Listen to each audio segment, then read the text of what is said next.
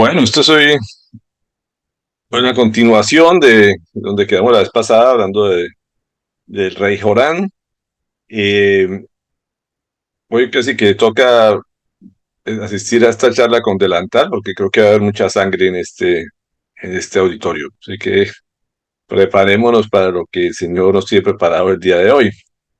Así que vamos a recordar eh, todos los milagros, parte de los milagros que Jorán le tocó ver en su reinado a través del profeta Eliseo. Recordemos que Eliseo resucitó a la hija de la Sunaimita, que hizo que fuera sanado Naamán, que venía de Siria, multiplicó las aguas en medio para todos los tres ejércitos que iban a atacar a estos enemigos y que Dios les proveyó agua en manantiales para que pudieran vencer al enemigo.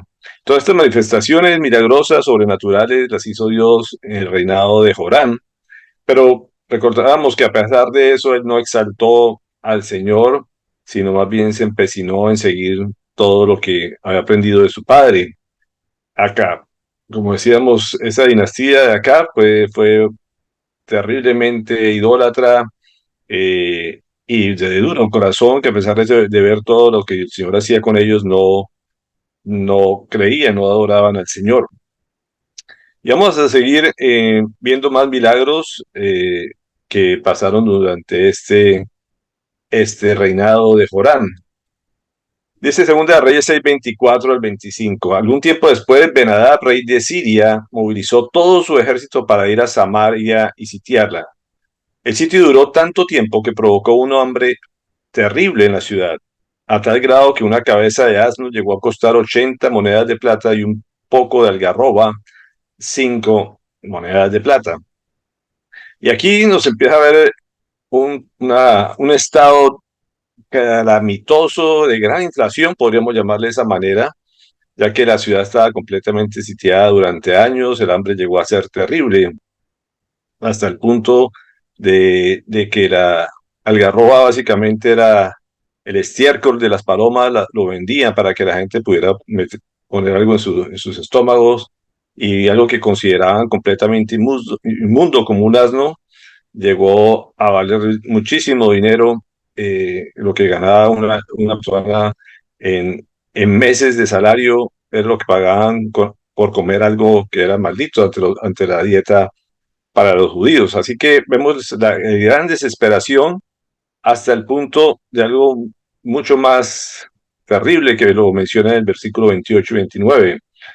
Dice, ¿qué te pasa? Ella se quejó. Esta mujer me propuso que le entregara a mi hijo para que nos lo comiéramos hoy y que mañana nos comeríamos el de ella. Pues bien, cocinamos a mi hijo y nos lo comimos, pero al día siguiente, cuando le pedí que entregara a su hijo para que nos lo comiéramos, resulta que ya lo había escondido. Y vemos aquí el canibalismo que llegaron a verse esos días en el pueblo de Israel, que las madres se comían sus propios hijos, se turnaban, y aquí vemos que relatan básicamente un engaño de una que se comió o se comieron al hijo de unas vecinas, y al día siguiente se negó, escondió a su propio hijo para que se lo comieran. Y eso demostraba el gran absurdo donde podía llegar la desesperación del hambre. Y esto lo cayó en oídos del propio rey Joram, que dice en el versículo 30, al oír la queja de la mujer, el rey se rasgó las vestiduras. Luego reanudó su recorrido por la muralla y la gente pudo ver bajo su túnica real iba vestido de luto. Esto le hizo reflexionar mucho a Joram de a dónde había llegado su pueblo, a dónde tenían que pasar el sufrimiento que el Señor les permitía pasar a su propio pueblo, en vista de su desobediencia, de su idolatría. Miremos lo que dice el versículo 53 y 57 del capítulo 23 de Deuteronomio. Fue algo profetizado por el Señor como una maldición a sus pueblos si llegaban a desobedecer. Dice así la palabra: tal será el sufrimiento durante el sitio de la ciudad, que acabarás comiéndote el fruto de tu vientre, la carne misma de los hijos y las hijas que el Señor tu Dios te ha dado. aún más el tierno y sensible de tus hombres no tendrá compasión de su propio hermano, ni de la esposa que ama, ni de los hijos que todavía le queden, a tal grado que no compartirá con ellos nada de la carne de sus hijos que esté comiendo, pues será todo lo que le quede. Tal será la angustia que te hará sentir tu enemigo durante el asedio de todas las ciudades, que aún la más tierna y sensible de tus mujeres, tan sensible y tierna que no se atrevería a rozar el suelo con la planta de los pies, no tendrá compasión de su propio esposo al que ama, ni de sus hijos, ni de sus hijas. No compartirá el hijo que acaba de parir, ni su placenta, sino que las comerá en secreto, pues será lo único que le quede. Tal será la angustia que te hará sentir tu enemigo durante el asedio de todas las ciudades. Y esto es profecía del Señor. Esto precisamente se lo advirtió que iba a pasar si no lo obedecían, y esto es parte de las maldiciones descritas en Deuteronomio 28. Como conocemos, Deuteronomio 28 habla también de las bendiciones por obedecer, lo que es todo lo opuesto a esto, la abundancia de todo, pero la maldición por la desobediencia fluye hasta este extremo, y yo estoy seguro que no solamente en Israel pasó eso, ha pasado a través de muchas ciudades en la historia de la humanidad, donde el extremo del hambre hace hacer cosas completamente absurdas y locas, como llegan a comerse a sus propios hijos por el hambre. Deuteronomio 28:47 menciona, dice, pues no serviste, es que es la causa principal de esto, no serviste al Señor tu Dios, además dice, con gozo y alegría, cuando tenías de todo en abundancia. Por eso sufrirás hambre y sed, desnudez y pobreza extrema, y serás esclavo de los enemigos que el Señor enviará contra ti. Ellos te pondrán un yugo de hierro sobre el cuello y te destruirán por completo. Y es impresionante ver aquí precisamente que en tiempo de abundancia hay que servir al Señor de verdad, verdaderamente con gozo y alegría, como lo dice la palabra, y no estarnos quejando cuando vemos precisamente estos casos tan extremos a donde llega por desobedecer al Señor. El Señor es también un Dios que castiga cuando precisamente advierte lo que viene, y a pesar de eso el corazón duro no le obedece ni le cree. Y estos son consecuencias directas de la idolatría y la desobediencia. Segunda Reyes 6:31 dice, que el Señor me castigue sin piedad, exclamó el rey Joram, si hoy mismo no le corto la cabeza a Eliseo, hijo de Safat. Y como siempre, los reyes, en vez de buscar la culpa en ellos mismos, arrepentirse, rendirse ante el Señor, lo que hace es buscar culpables, y lógicamente, como Eliseo les había advertido esto, pues la agarra contra Eliseo, contra el profeta del Señor, y manda precisamente a buscarlo para asesinarlo. Otra vez dice en Segunda Reyes 6:32, mientras Eliseo se encontraba en su casa sentado con los ancianos, el rey le envió un mensajero. Antes de que éste llegara, Eliseo le dijo a los ancianos, ahora van a ver cómo este asesino envía a alguien a cortarme la cabeza. Pues bien, cuando llegue el mensajero, atranquen la puerta para que no entre. Ya oigo detrás de los pasos de su señor. Así que el Señor le había eh, revelado a Eliseo que iban a venir a matarlo, y él tenía ya una propuesta bajo la manga para que esto no sucediera. Y esto lo menciona el versículo 7-1, cuando ve que ya vienen, ya están ahí buscándolo para llevárselo ante el rey para quitarle la vida. Dice, Eliseo contestó, oigan la palabra del Señor que dice así, mañana a estas horas, a la entrada de Samaria, podrán comprarse una medida de flor de harina con una sola moneda de plata, y hasta una doble medida de cebada por el mismo precio. Y esto es completamente inverosímil, que un día esté la gente comiéndose unos a otros porque no hay absolutamente nada, entregando todas sus posesiones por algo de estiércol o por cualquier cosa que alimente o quite su hambre. Y él dice, mañana a esta misma hora van a haber comida en abundancia que va a estar completamente barata. Y esto, pues, como en cualquier situación de estas, nadie puede pensar que esto sea realidad, y por eso se sabe que es obra del Señor. Y vamos a ver cómo el Señor obró en este momento para que eso así fuera realidad. En Segunda Reyes 7:2, este personal que fue a buscarlo, dice, el ayudante personal del rey replicó, no me digas Aun si el Señor abriera las ventanas del cielo, no podría suceder tal cosa. Pues lo verás con tus propios ojos, le advirtió Eliseo, pero no llegarás a comerlo. Pues sí, la lógica para cualquier persona diría esto es completamente irresponsable o loco lo que está diciendo, pero era un hombre de Dios que sabía lo que decía y lo que el Señor le había mostrado que iba a suceder. Así que nos muestra el milagro cómo sucedió y lo revela en el versículo 5. Dice, al anochecer se pusieron en camino, pero cuando llegaron a las afueras del campo sirio, ya no había nadie allí. Resulta que había unos leprosos afuera de la ciudad, como siempre pasaban, no podían estar dentro del pueblo, y con ellos nadie se acercaba, ni los propios enemigos. Así que ellos deciden meterse al campamento de los enemigos, el campamento sirio, a buscar comida. Y cuando llegan allí se dan cuenta que no hay absolutamente nadie en el campamento sirio. Esto, lógicamente, ellos tenían, se puede decir, la oportunidad de estar fuera de la ciudad amurallada y simplemente pues fueron los primeros que pudieron darse que no había nadie en el campamento asirio. Pero ¿por qué no había nadie? Miremos lo que dice el versículo 6. Y era que el Señor había confundido a los sirios haciéndoles oír el ruido de carros de combate y de caballería, como si fuera un gran ejército. Entonces se dijeron unos a otros, seguro que el rey de Israel ha encontrado a los reyes hititas y egipcios para atacarnos. Y el Señor lo que hizo forma milagrosa fue confundir al pueblo sirio con todo su ejército que estaba acampando a las afueras, oyeron ruidos completamente irreales y ellos se asustaron. Fueron tanto el susto que pensaron que se venía un gran ejército contra ellos que salieron huyendo y dejaron absolutamente todo tal como estaba. El versículo 7 nos menciona, dice, por lo tanto emprendieron la fuga al anochecer, abandonando tiendas de campaña, caballos y asnos. Dejaron el campamento tal como estaba para escapar y salvarse. Y esa fue la estrategia del Señor para cumplir su palabra. Así que toda la comida estaba ahí almacenada, ellos sí tenían alimento, estaban en contacto con todo el resto de suministros. Los únicos que no tenían alimentos eran los que estaban dentro de la ciudad completamente sitiada y lógicamente el que saliera lo mataban.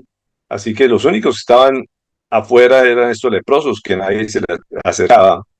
Y ellos fueron los que se dieron cuenta en la primicia, se puede decir, de lo que Dios estaba haciendo en el campamento enemigo.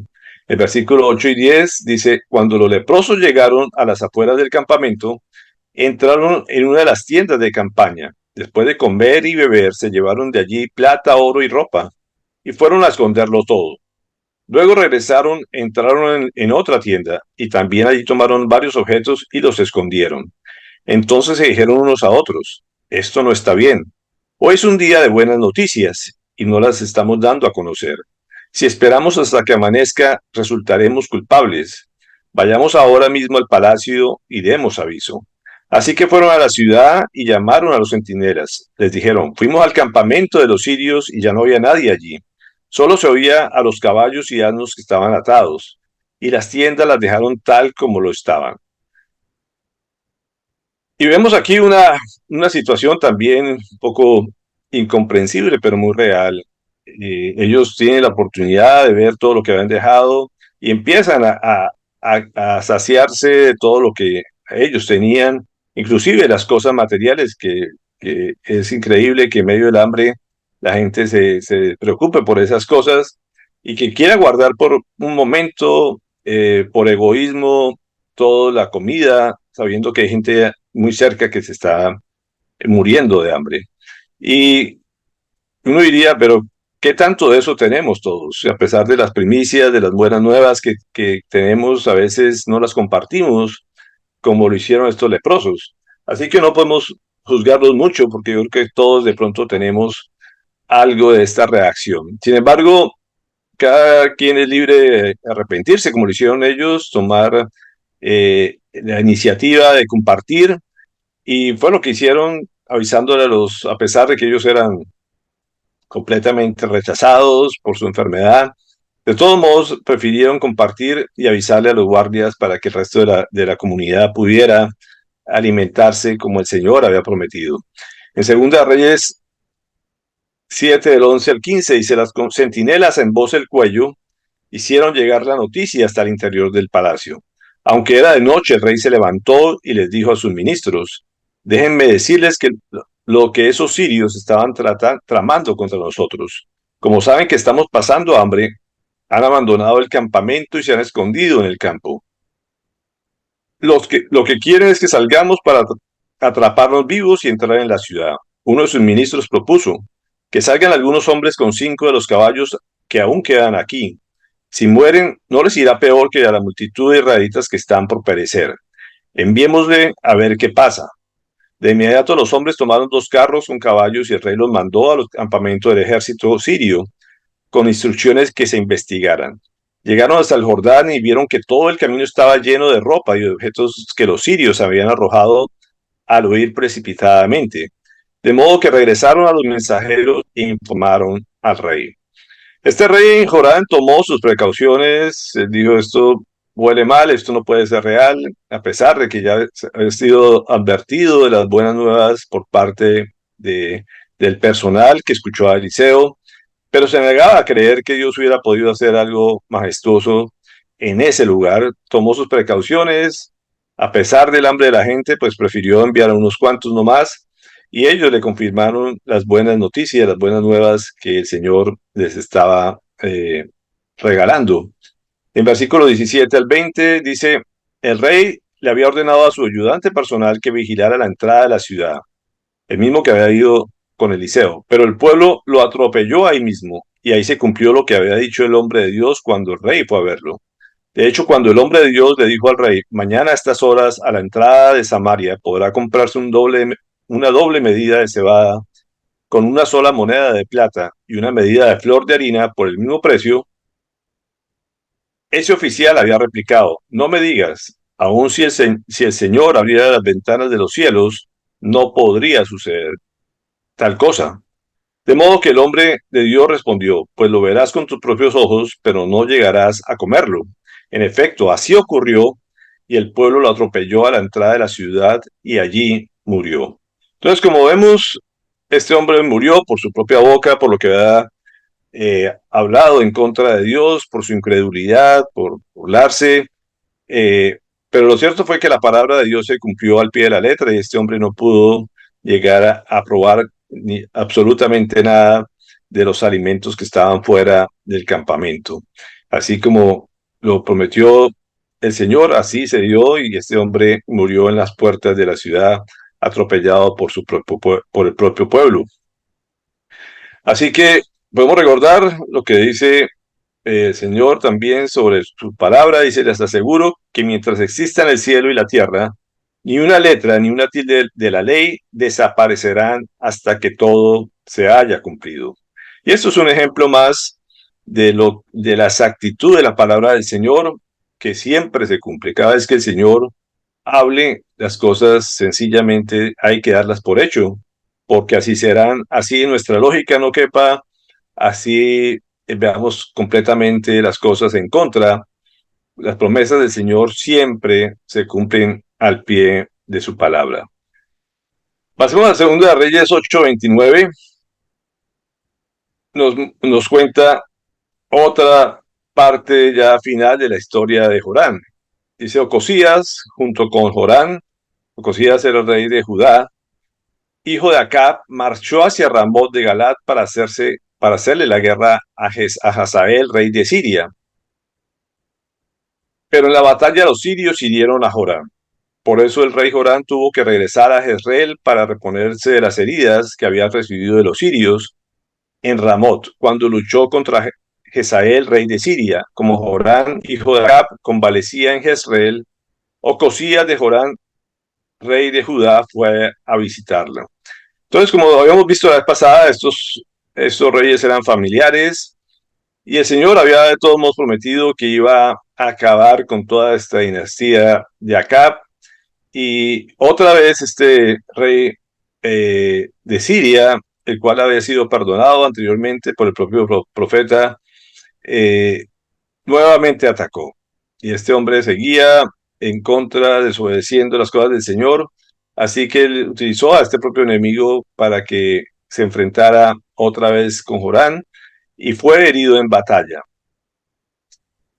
Lo cierto fue que esa fue la última oportunidad que tuvo y regresó a la ciudad precisamente de Ramot y allí fue traicionado también por uno de sus oficiales que era Jerú.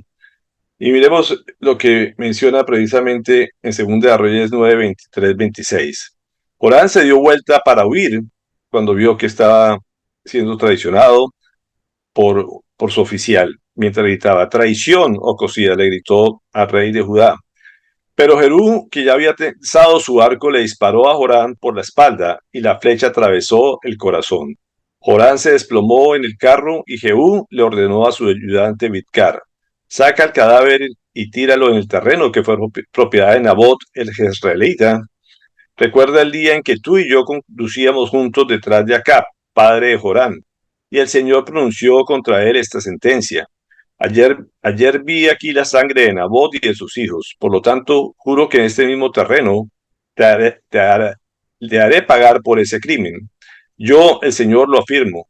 Saca pues el cadáver y tíralo en el terreno según la palabra que dio a conocer el Señor. Y vemos aquí que Dios utiliza a este otro hombre, a Jehú, para que cumplir su palabra. Sabemos que su padre de Jorán le había quitado el terreno a este hombre, a Nabot, y el Señor le sentenció que uno de sus hijos o su próximo descendiente, iba a pagar por esto, iba a morir en el mismo terreno, iba a quedar su sangre derramada. Y este hombre se encargó de cumplir la palabra del Señor, así que llevaron a este rey a, a que se desangrara básicamente en ese mismo terreno. Primera Reyes 21, 24 dice, también los familiares de acá que mueren en la ciudad se los comerán los perros y a los que mueran en el campo se los comerán las aves del cielo. Esto era una profecía, precisamente Elías había anunciado que iba a pasar con estos descendientes de Acab.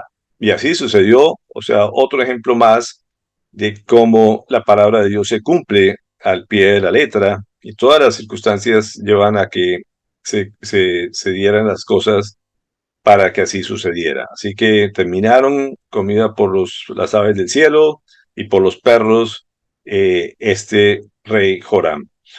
Y vamos a mirar el siguiente rey, que fue este hombre precisamente que Dios utilizó para castigar a esa descendencia de Acab.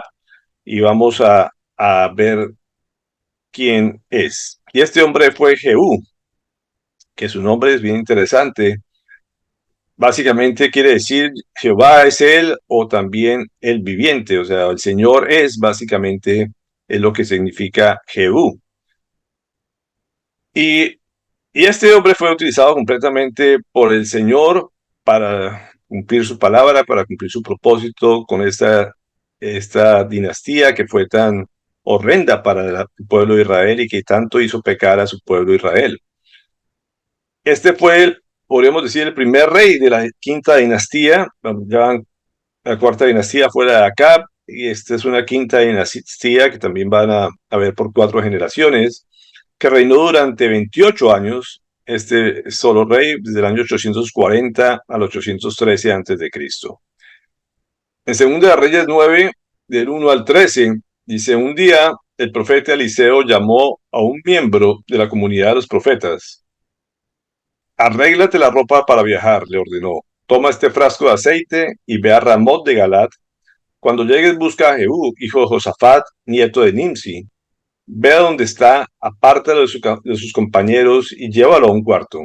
Toma entonces el frasco, derrama el aceite sobre su cabeza y le declárale, así dice el Señor, ahora te unjo como rey de Israel. Luego abre la puerta y huye, no te detengas. Acto seguido, el joven profeta se fue a Ramot de Galat. Cuando llegó, encontró reunidos a los capitanes del ejército y les dijo, tengo un mensaje para el capitán. ¿Para cuál de todos? Nosotros, preguntó Jehú. Para usted, mi capitán, respondió. Jehú se levantó y entró en la casa. Entonces el profeta lo ungió con el aceite y declaró, Así dice el Señor, Dios de Israel.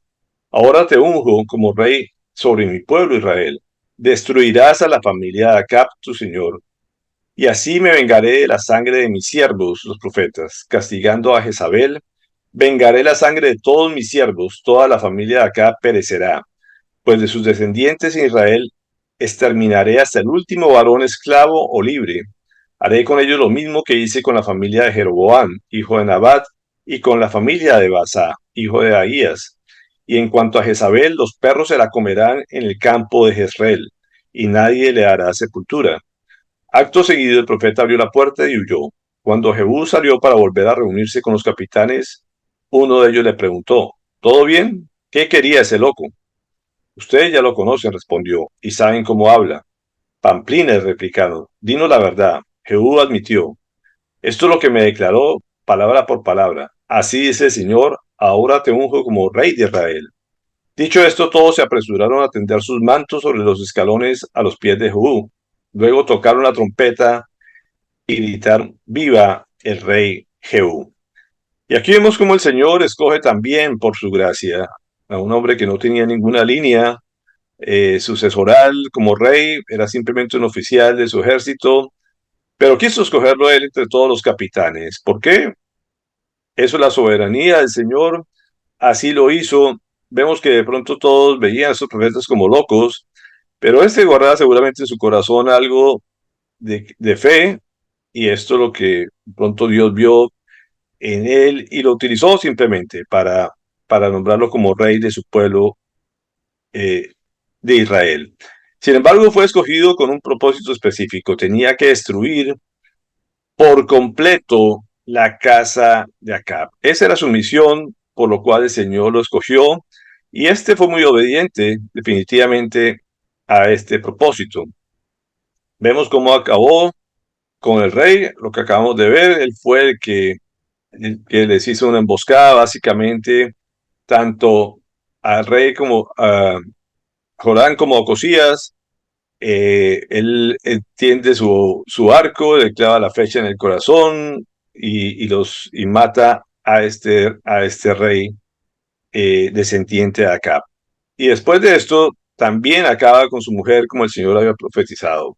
Miremos en 2 Reyes 9:30-37, esta mujer Jezabel, que hemos hablado ya en varias oportunidades. Cuando Jezabel se enteró de que Jehú estaba regresando a Jezreel, se sombreó los ojos, se arregló el cabello y se asomó a la ventana. Y esto, estrategia de esta mujer astuta. Al entrar Jehú por la puerta de la ciudad, ella le preguntó, ¿cómo estás, Simri, asesino de su señor? De tu señor, eso lo habíamos mencionado, que eso era el término que utilizaban a los traidores, el Simri, que ya hablamos en alguna oportunidad de eso. ¿Quién está de mi parte? Dice, levantando la vista hacia la cabeza, Jehú gritó, ¿quién está de mi parte? ¿Quién? Entonces se asomaron 2 o 3 oficiales, y Jehú le ordenó, arrójenla de allí. Así lo hicieron, y su sangre salpicó la pared y los caballos que la pisotearon. Luego Jehú se sentó a comer y beber y dio esta orden. Ocúpense de esta maldita mujer, denle sepultura, pues era hija de un rey. Pero cuando fueron a enterrarla no encontraron más que el cráneo, los pies y las manos. Así que volvieron para informarle a Jehú, y este comentó, se ha cumplido la palabra que el Señor dio a conocer por medio de su siervo Elías, el tisbita, que dijo, en el campo de Jezreel los perros se comerán a Jezabel, y de hecho el cadáver de Jezabel será como estiércol en el campo de Jezreel, y nadie podrá identificarla ni decir, esta era Jezabel. Ya hemos hablado de Jezabel suficiente, sin embargo, teníamos que ver el cumplimiento de la profecía de Elías, que decía que los perros se la comerían, y así sucedió textualmente, como dice la palabra, quedaron solamente algunos restos de ella, como menciona aquí la palabra. Así que no, ni siquiera pudieron enterrarla en tierra, como era la costumbre. Primera de Reyes 21:23, vemos la profecía, dice, en cuanto a Jezabel, el Señor dice, los perros se la comerán junto al muro de Jezreel. Esta era la profecía que había dicho el profeta Elías. Y no solamente esto es en la historia, sino también en el futuro. ese ejemplo de esta mujer de Jezabel, se menciona también en el Apocalipsis, exactamente en el versículo 2, del 20 al 23. Y esto se refiere a la iglesia de Tiátira, que hemos hablado ya de las 7 iglesias del Apocalipsis.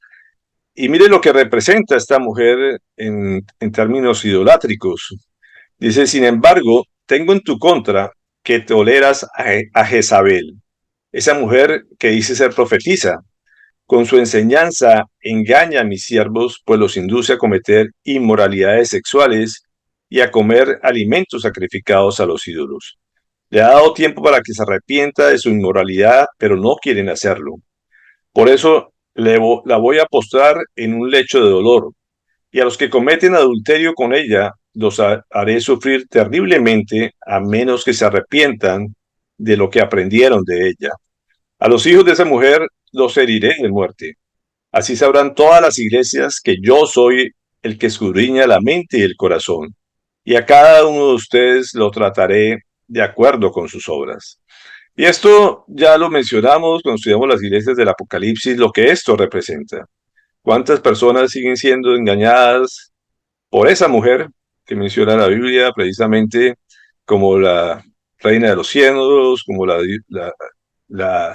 la madre de Dios, todos los títulos que le ponen diferentes generaciones, que lo único que hacen es desviar a las personas del único Dios verdadero? Y este es el mismo fin que lleva a todas las personas que creen en esa Jezabel.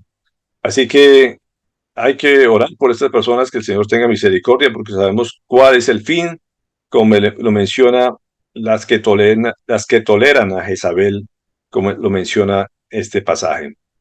Volvamos a 2 Reyes 10, del 1 al 11. Dice, Acab tenía 70 hijos, los cuales vivían en Samaria. Por tanto, Jehú escribió cartas y las envió a Samaria, es decir, a las autoridades de la ciudad, a los ancianos y los protectores de los hijos de Acab. En las cartas decía, ustedes cuentan con los hijos de Acab, con los carros de combate y sus caballos, con una ciudad fortificada y con un arsenal. Así que tan pronto como reciban esta carta, escojan al más capaz y noble de los hijos de Acab y pónganlo en el trono de su padre, pero prepárense para luchar por la familia de su rey. Ellos se aterrorizaron y dijeron, si 2 reyes no pudieron hacerle frente, ¿cómo podemos hacerlo nosotros? Por lo tanto, el administrador del palacio, el gobernador de la ciudad, los ancianos y los protectores le envían este mensaje a Jehú. Nosotros somos sus servidores y haremos lo que usted nos diga. No haremos rey a nadie. Haga usted lo mejor que le parezca. Entonces Jehú le escribió otra carta en la que decía, si ustedes están de mi parte y de veras están dispuestos a obedecerme, vengan a Jezreel mañana a esta hora y tráiganme las cabezas de los hijos de Acab. Los 70 príncipes vivían con las familias más notables de la ciudad, pues éstas los criaban. Cuando llegó la carta, prendieron a todos los príncipes y los decapitaron. Luego echaron las cabezas en unos cestos y se las enviaron a Jehú, que estaba en Jezreel. Un mensajero llegó y le dijo a Jehú que habían traído las cabezas de los príncipes. Entonces Jehú ordenó que las pusieran en 2 montones a la entrada de la ciudad y que las dejaran allí hasta el día siguiente. Por la mañana Jehú salió y presentándose ante todo el pueblo, confesó, ustedes son inocentes. Fui yo el que conspiró contra mi señor. Yo lo maté, pero ¿quién ha matado a todos estos?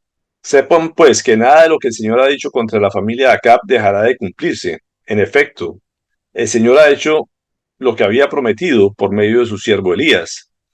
Dicho esto, Jehú mató a todos los que quedaban de la familia de Acab en Jezreel y a todos sus dignatarios, sus amigos íntimos y sus sacerdotes.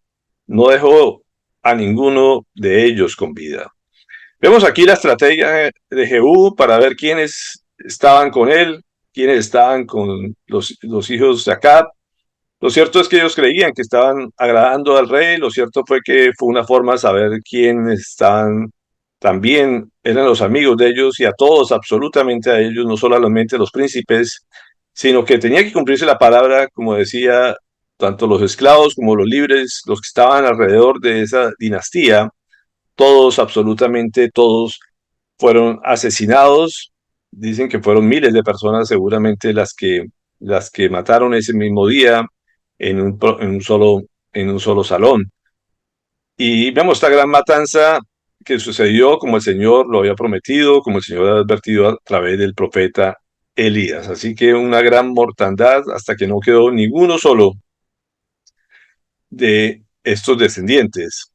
Y esto no terminó allí con estos personajes, también con los familiares distantes, y se menciona en 2 de Reyes 2, 10, 12, 14.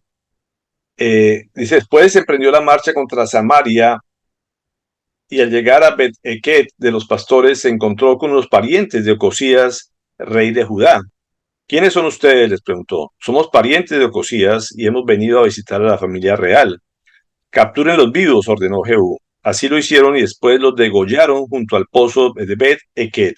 Eran 42 hombres y Jehú no dejó vivo a ninguno de ellos. Entonces, como vemos aquí, los familiares también de Ocosías, que eran también cuñado de Acab, también murieron cuando fueron a visitar a sus clientes.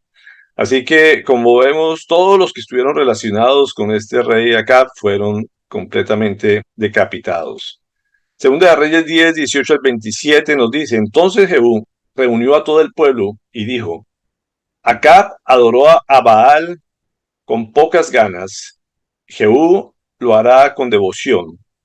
Llamen pues a todos los profetas de Baal junto con todos sus ministros y sacerdotes, que no falte ninguno de ellos, pues voy a ofrecerle a Baal un sacrificio grandioso. Todo el que falte morirá. En realidad, Jehú no era sincero, pues tenía el propósito de eliminar a los adoradores de Baal.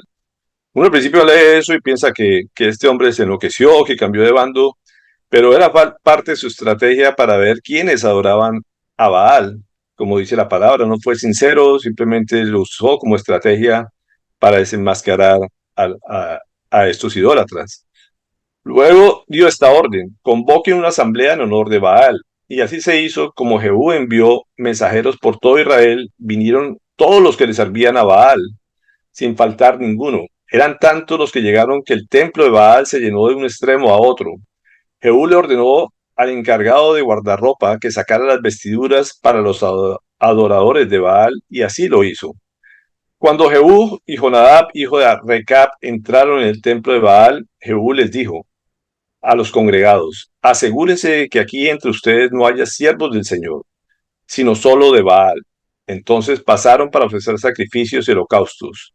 Ahora bien, Jehú había apostado una guardia de 80 soldados a la entrada con esta advertencia. Ustedes me responden por estos hombres. El que deje escapar a uno solo de ellos lo pagará con su vida. Así que tan pronto como terminó de ofrecer el holocausto, Jehú ordenó a los guardias y oficiales, entren y mátenlos, que no escape nadie. Y los mataron a filo de espada y los echaron fuera. Luego los guardias y los oficiales entraron en el santuario del templo de Baal, sacaron la piedra sagrada que estaba allí y la quemaron. Además de tumbar la piedra sagrada, derribaron el templo de Baal y lo convirtieron en un muladar. Así ha quedado hasta hoy. Así que vemos que la estrategia le funcionó a este hombre. Ellos vinieron, cayeron completamente eh, lo que tenían en sus corazones, de que definitivamente adoraban a Baal, se dejaron llevar por la invitación de este rey Jehú, y todos absolutamente fueron eliminados con todos sus altares y todas las ofrendas que tenía. Así que aquí se cumple nuevamente lo que el Señor había dicho, que iba a acabar con todo este pueblo idólatra.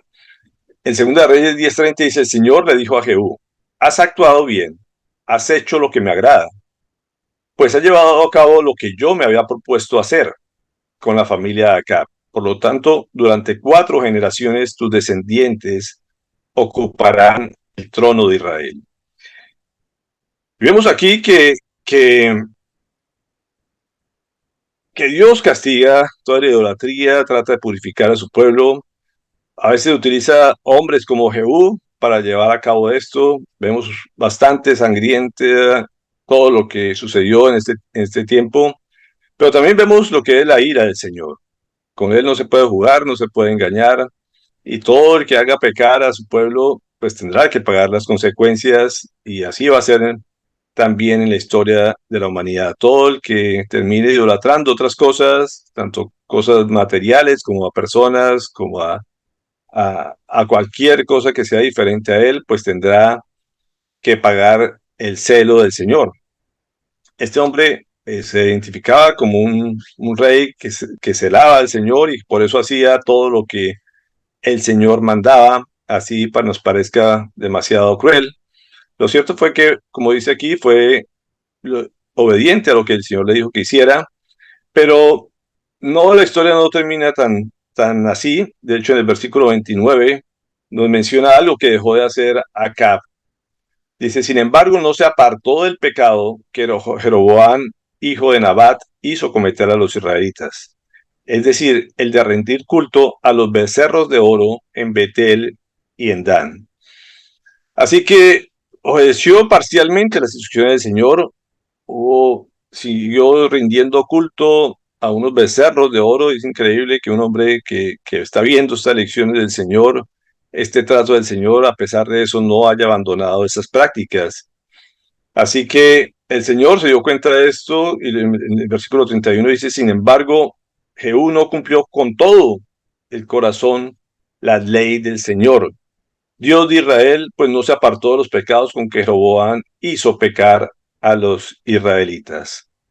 Y el Señor definitivamente conoce perfectamente el corazón del hombre, y cualquier cosa que tratemos de engañarlo, de dejar las cosas, obedecer parcialmente sus ordenanzas, pues sencillamente también tenemos que pasar por la ira del Señor. En versículo 32 nos dice: por aquel tiempo el Señor comenzó a reducir el territorio israelita. Hazael atacó el país por todas las fronteras. Así que el periodo de Jehú, estos 28 años, se perdieron mucho territorio por parte de la tierra prometida. El enemigo aprovechó, eh, se dedicó a quitarle parte del territorio que había sido consagrado para el pueblo de Israel. Perdón. Y aquí vemos lo que es parte de ese territorio, como vemos aquí. Dice: desde el Jordán hacia el este, toda la región de Galat, ocupada por las tribus de Gad, Rubén y Manasés, y desde la tierra de Aroer, junto al arroyo de Arnón, hasta las regiones de Galat y Basán. Entonces, como vemos, todo lo que se queda a la derecha del río Jordán, de los terrenos de Manasés, de Gad y de Rubén, que originalmente no eran parte de donde tenían que. Recordemos que ellos no quisieron pasar el Jordán originalmente, así que todo este territorio se vuelve a perder por causa de la desobediencia de las tribus de Israel. Vemos que es casi la mitad del territorio que ocuparon las tribus. Todo este lado derecho fue lo que perdieron durante el tiempo de Jehú. Por último, versículos 34 y 36 dice: los demás acontecimientos del reinado de Jehú y todo lo que hizo y todo su poderío están escritos en el libro de las crónicas de los reyes de Israel. Jehú murió y fue sepultado con sus antepasados en Samaria, y su hijo Joacás lo sucedió en el trono. Jehú reinó en Samaria sobre Israel durante 28 años. Y aquí vemos el final de Jehú.